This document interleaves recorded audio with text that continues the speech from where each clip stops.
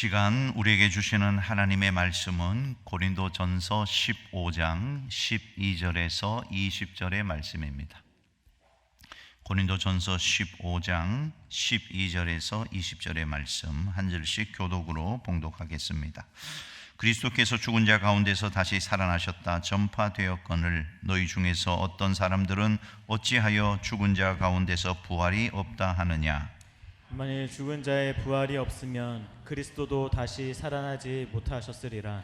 그리스도께서 만일 다시 살아나지 못하셨으면 우리가 전파하는 것도 헛것이요 또 너희 믿음도 헛것이며 또 우리가 하나님의 거짓 증인으로 발견되리니 우리가 하나님이 그리스도를 다시 살리셨다고 증언하였음이라. 만일 죽은 자가 다시 살아나는 일이 없으면 하나님이 그리스도를 다시 살리지 아니하셨으리라. 만일 죽은 자가 다시 살아나는 일이 없으면 그리스도도 다시 살아나신 일이 없었을 터이요. 그리스도께서 다시 살아나신 일이 없으면 너희의 믿음도 헛되고 너희가 여전히 죄 가운데 있을 것이요. 또한 그리스도 안에서 잠자는 자도 망하였으리니 만일 그리스도 안에서 우리가 바라는 것이 다만 이 세상의 삶뿐이면 모든 사람 가운데 우리가 더욱 불쌍한 자이리라. 다 같이요. 그러나 이제 그리스도께서 죽은 자 가운데서 다시 살아나사 잠자는 자들의 첫 열매가 되셨도다. 아멘.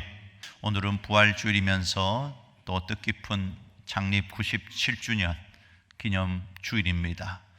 이제 우리 교회가 100주년을 향해서 달려가고 있는데 오늘 부활의 능력, 부활의 소망으로 더 힘있게 섬기며 하나님의 나라를 위하여 달려가는 우리 모든 성도님들 될 수 있기를 한 번 더 주의 이름으로 축원합니다.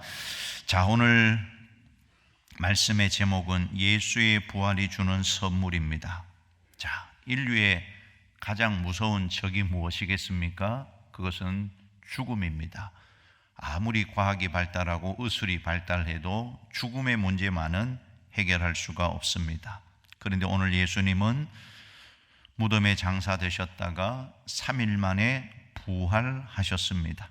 성경대로 죽으셨고 성경대로 살아나셨습니다. 그래서 기독교는 부활의 종교예요. 만약에 부활이 없다면 우리가 전하는 것은 아무 의미가 없습니다. 믿음도 헛것이고 세상에서 우리가 가장 불쌍한 자가 되고 마는 것입니다. 그러나 죽은 자의 부활이 있기 때문에 하나님이 예수님을 살리셨습니다. 예수님은 잠자는 자들의 첫 열매가 되셨고 그 예수님의 부활이 우리의 부활이 될 거다 하는 것입니다. 예수님 재림하실 때 우리들도 썩지 않고 영광스럽게 강하고 신령한 몸으로 죽지 않는 몸으로 부활하게 될 거다 하는 것입니다. 그리고 주님과 함께 천국에서 영원한 복락을 누리게 되는 것, 이것이 우리의 소망인 것입니다. 그렇습니다. 만약에 부활이 없었다면 예수님의 십자가는 철저한 실패였을 겁니다. 그러나 부활을 통해 십자가를 보면 패배가 아니었고 승리를 얻기 위한 과정이었다 하는 것입니다. 이제 우리는 사망의 권세를 이긴 하나님의 백성들이 되었어요. 천국은 이제 죽어서만 가는 곳이 아닌 것입니다. 부활을 믿는 자의 마음속에 천국이 이미 임했습니다. 주님이 우리의 마음을 다스리면 그곳이 천국이 될 것을 믿으시기 바랍니다. 예수님의 부활은 기독교 신앙의 가장 핵심적인 사건입니다. 부활의 의미를 몇 가지 살펴보면 첫 번째, 예수님의 부활은 성경의 약속의 성취입니다. 성경은 오래전부터 메시아가 이 땅에 오실 것이고 그가 죽고 부활할 것을 예언하셨습니다. 마태복음 28장 6절 같이 읽어볼까요? 그가 여기 계시지 않고 그가 말씀하시던 대로 살아나셨느니라. 와서 그가 누우셨던 것을 보라. 예수님의 부활은 신화도 아니고 상징도 아니고 전설도 아니고 실제로 일어난 역사적 사건입니다. 빈 무덤이 우리에게 예수의 부활을 증거하고 있고 많은 사람들이 부활의 주님을 직접 만났다는 사실입니다. 제자들은 두려움에 사로잡혀 있다가 부활의 주님을 만나고 담대함으로 복음을 전했던 것을 우리는 보게 됩니다. 만약에 부활이 거짓이었다면 초대교회는 존재할 수가 없는 것입니다. 두 번째, 예수님의 부활은 죄와 죽음에 대한 승리이다 하는 것입니다. 죄와 죽음에 대한 승리. 오늘 본문 55절 같이 읽어요. 사망아 너희의 승리가 어디 있느냐? 사망아 내가 쏘는 것이 어디 있느냐? 부활은 죽음의 권세를 깨뜨린 것입니다. 이제 죽음은 끝이 아니에요. 우리 성도들은 죽음이 모든 것의 끝이라고 생각하면 안 됩니다. 죄는 더 이상 우리를 지배할 수가 없습니다. 하나님이 마지막 승리자이십니다. 부활은 십자가의 완성이에요. 십자가가 죄값을 지불한 것이라면 부활은 그 희생이 하나님께 받아들여졌다는 증명이 되는 것입니다.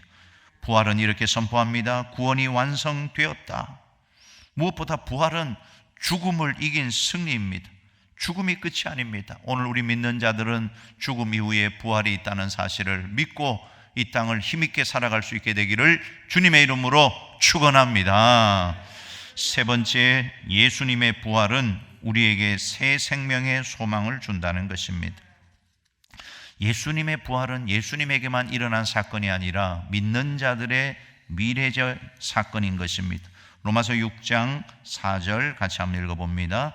그러므로 우리가 그의 죽으심과 합하여 세례를 받음으로 그와 함께 장사되었나니 이는 아버지의 영광으로 말미암아 그리스도를 죽은 자 가운데서 살리심과 같이 우리로 또한 새 생명 가운데서 행하게 하려 함이라. 예수님의 부활은 예수님만의 부활이 아니라 모든 믿는 자에게 주어진 약속입니다. 너희들도 살아날 것이다. 절망 속에 소망을 주는 것입니다. 눈물 가운데 기쁨을 주는 하나님의 음성입니다. 사도 바울은 오늘 본문에서 이렇게 말합니다. 14절 같이 읽어요. 그리스도께서 만일 다시 살아나지 못하셨으면 우리가 전파하는 것도 헛것이요 또 너희 믿음도 헛것이며. 자, 우리 기독교 신앙은 십자가와 부활 위에 세워져 있습니다.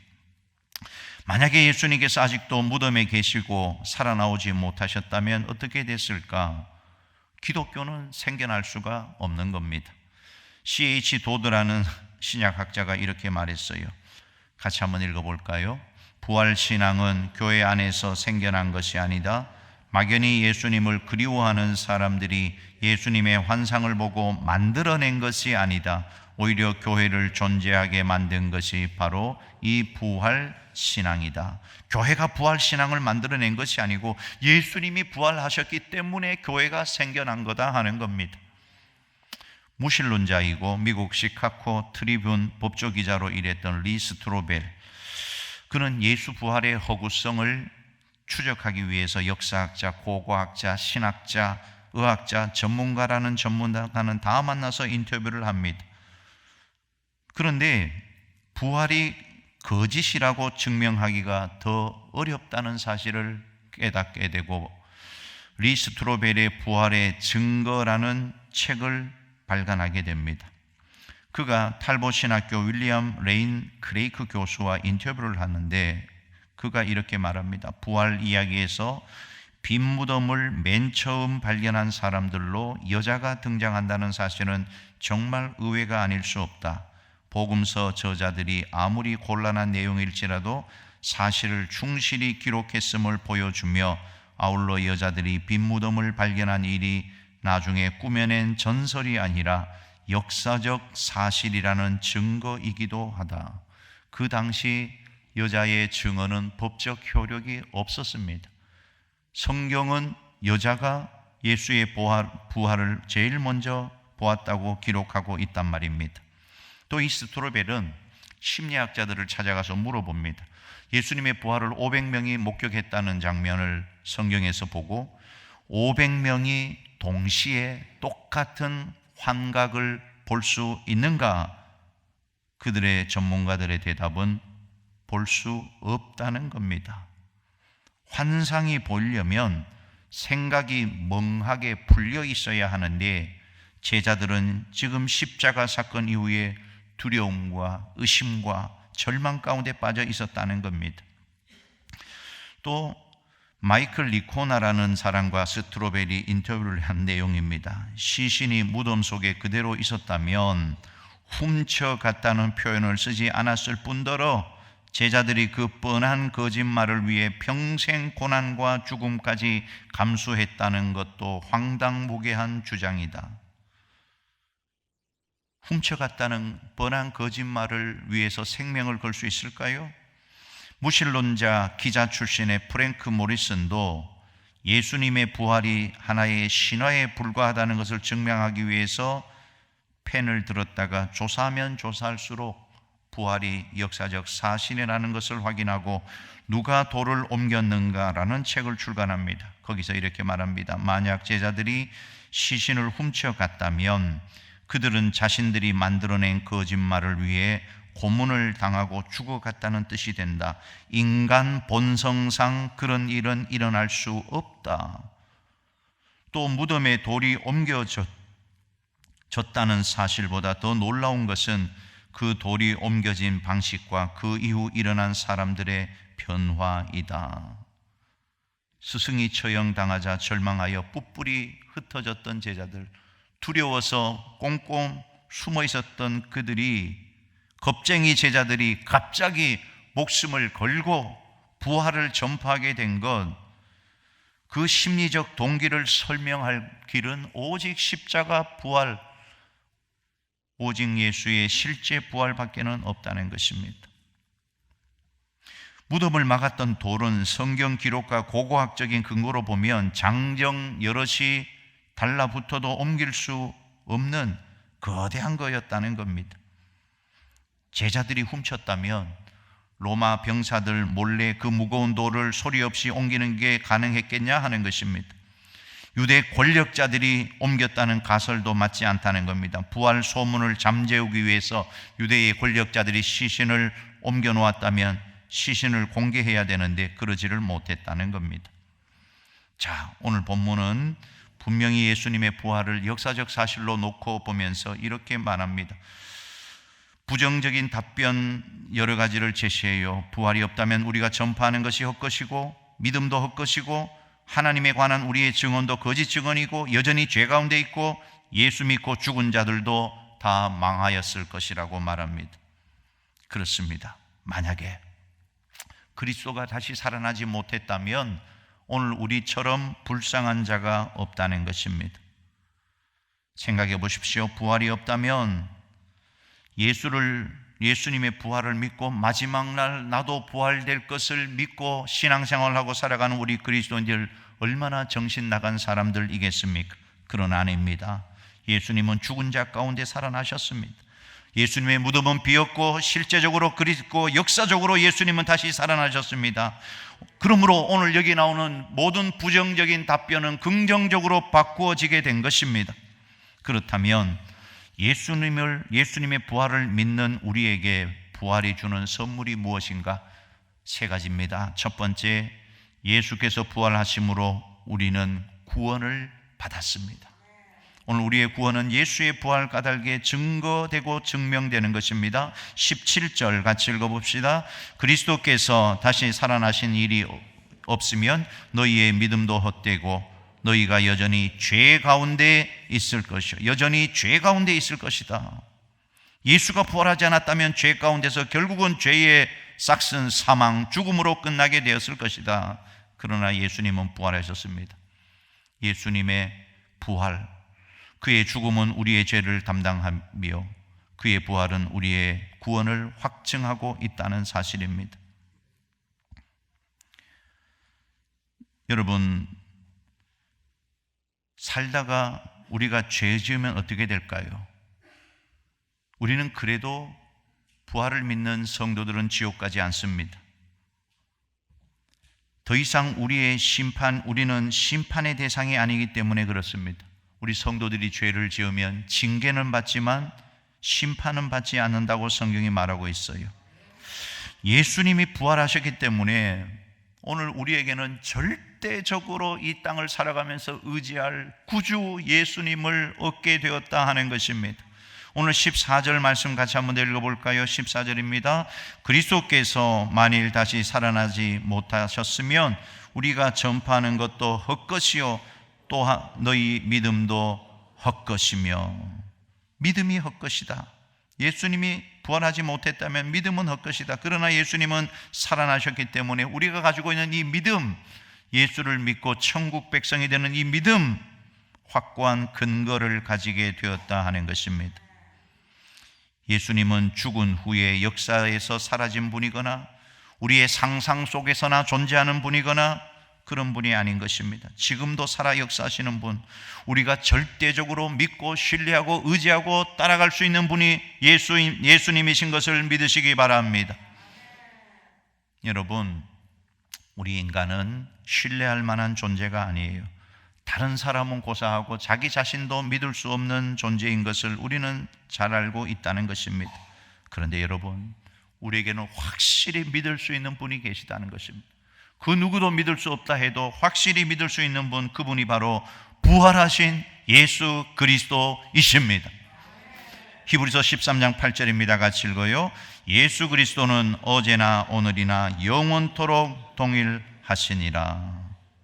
예수님은 어제나 오늘이나 영원토록 동일하시다. 찬송가 488장에도 굳건한 반석이시니 그 위에 내가 서리라, 그 위에 내가 서리라고 했습니다. 오늘도 예수 반석 위에 굳게 세워져서 흔들림 없는 믿음으로 마지막까지 달려갈 길 잘 달려가는 믿음의 권속들이 다 되어질 수 있기를 주님의 이름으로 축원합니다. 자, 두 번째, 예수님께서 부활하심으로 우리는 절대 진리를 알게 되었다 하는 것입니다. 15절 같이 한번 읽어볼까요? 또 우리가 하나님의 거짓 증인으로 발견되리니 우리가 하나님이 그리스도를 다시 살리셨다고 증언하였음이라.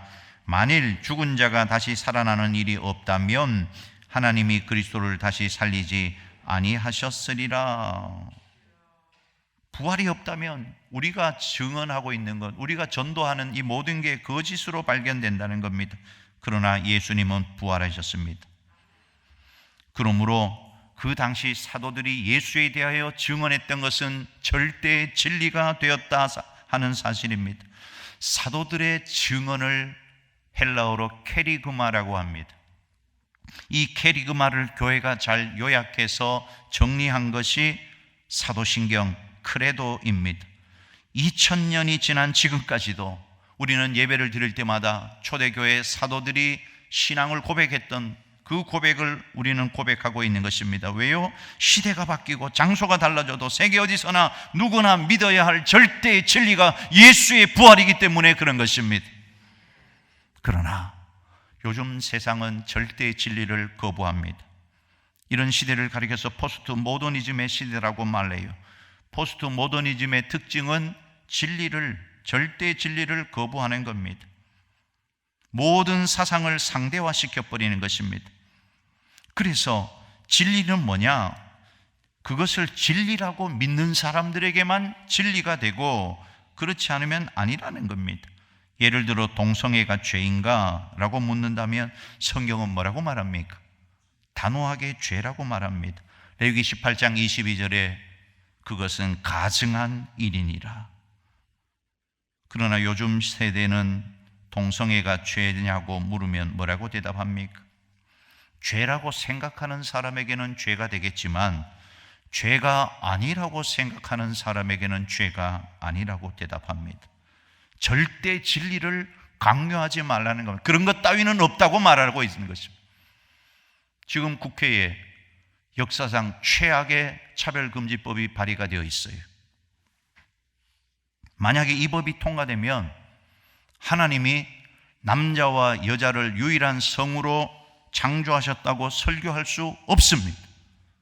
인권위원회에다가 신고를 하면 강제 이행금이 부과가 됩니다. 3천만 원.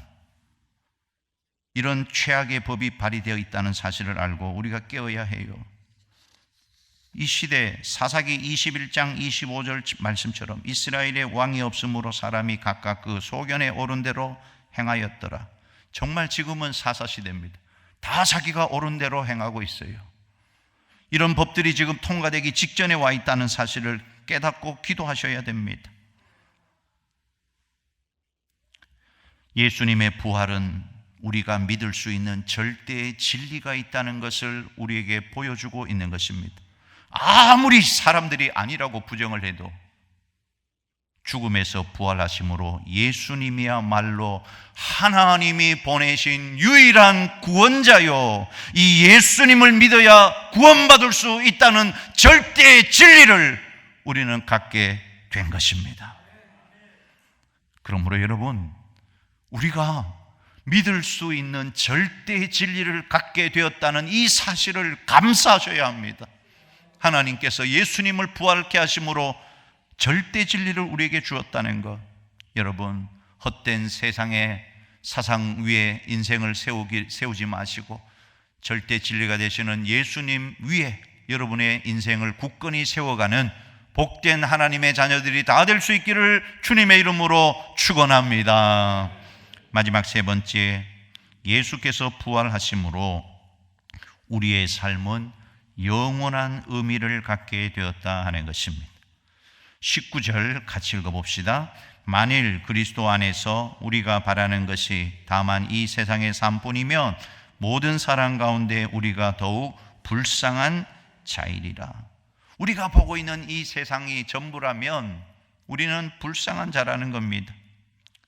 부활이 있기 때문에 우리는 결코 불쌍한 자가 아니다 하는 것입니다. 오늘도 우리는 부활주일에 이렇게 함께 모여서 예배를 드립니다. 만약에 부활이 없다면 지금 우리는 정말 불쌍한 짓을 하고 있는 것입니다. 부활이 없다면 이 아까운 시간에 기도하고 찬송하고 헌금 드리고 얼마나 헛된 일이겠습니까? 그러나 아니라는 것입니다. 부활이 있기에 우리의 예배와 헌신은 결코 헛되지 않다는 것입니다. 우리의 예배와 봉사는 저 하늘에 쌓이는 상급이 될 것을 믿으시기 바랍니다. 하나님이 기억하시는 것이 되는 거예요. 예수님의 부활로 말미암아 주를 위한 우리의 헌신이 참된 의미를 갖게 된 것입니다. 금요일에 예수님은 죽으셨고 주일에 부활하셨어요. 그 사이에 있는 하루 토요일, 그날에 대해 성경은 거의 말하지 않고 있습니다. 어쩌면 가장 길고 어두운 시간이었을 겁니다. 제자들은 숨어 있었고 베드로는 예수님을 부인한 죄책감에 무너져 있었어. 사람들은 이제 모든 게 다 끝났다고 생각했습니다. 하나님은 아무것도 하지 않는 것처럼 보였습니다. 우리 인생에도 있는 이 토요일, 우리도 그런 시간을 살아갈 때가 있어요. 기도했는데 아무 응답이 없을 때, 하나님은 침묵하시는 것처럼 느껴질 때, 모든 것이 끝난 것 같은 그 순간 우리는 묻습니다. 하나님, 지금 어디에 계십니까? 그러나 여러분, 하나님은 일하고 계셨습니다. 사람들은 몰랐지만 그 침묵의 시간, 하나님은 일하고 계셨다 하는 것입니다. 죽음의 권세를 깨뜨리고 부활을 준비하고 계셨다 하는 것입니다. 보이지 않았을 뿐이지 하나님의 역사가 멈춘 것이 아니다 하는 것입니다. 그리고 그 부활 주일 새벽, 아무도 기대하지 않았던 그 순간, 아무도 준비하지 않았던 방식으로 무덤이 열려졌어요. 돌은 굴려졌고 죽음은 패배했고 예수님은 살아나신 것입니다. 부활이 우리에게 말하는 것은 이것입니다. 끝이라고 생각한 그곳이 새로운 시작이 될 것이다. 어떤 사람이 있었습니다. 모든 것을 다 잃어버렸어요. 사업도 망했고 건강도 잃었고 사람도 다 떠나갔고 그는 말합니다. 내 인생은 이제 끝났다. 더 이상 기도하지도 않았고 기대하지도 않았습니다. 그의 인생은 토요일에 멈춰 있었습니다. 그런 어느 날 우연히 교회에 앉아 기도하는 가운데 한 말씀이 들려옵니다. 나는 부활이요 생명이니. 나는 부활이요 생명이니. 그 순간 그의 마음이 무너져 내립니다. 아, 끝난 게 아니구나. 그의 영혼이 조금씩 살아나기 시작합니다. 상황은 바뀌지 않았지만 그의 영혼이 먼저 살아난 것입니다.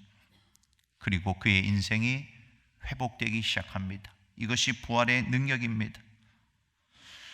부활은 예수님이 살아나신 사건만이 아니라 죽어있던 내 인생이 다시 살아나는 사건입니다. 오늘 이 부활주일에 우리의 믿음도 살아나고 우리의 인생도 부활하고 새로운 하나님의 역사를 경험하는 귀한 날 되기를 소원합니다. 희망이 살아나는 날, 믿음이 살아나는 날, 사랑이 다시 시작되는 날. 오늘 여러분의 인생은 혹여 토요일에 머물러 있지는 않습니까? 아직 아무 일도 일어나지 않는 것 같습니까? 하나님은 침묵하시는 것 같습니까? 그러나 기억하십시오. 토요일은 끝이 아닌 것입니다. 부활의 주일이 반드시 오는 것을 믿으시기 바랍니다. 하나님은 지금도 보이지 않는 곳에서 우리를 위하여 부활을 준비하고 계시는 것을 믿으시기 바랍니다. 오늘 이 부활절에 우리의 믿음이 부활되는 날 되기를 간절히 소원합니다. 예수님은 부활의 이날에 우리에게 가장 큰 선물을 주셨어요. 구원의 선물을 주셨고 절대의 진리를 우리에게 주셨고 삶의 영원한 의미를 우리에게 가져다 주셨다 하는 것입니다. 오늘 우리의 이런 믿음 안에서 마지막 주님 부르시는 그날까지 부활의 믿음, 부활의 능력, 부활의 소망으로 승리하며 살아가는 복된 믿음의 권속될 수 있기를 주님의 이름으로 축원합니다.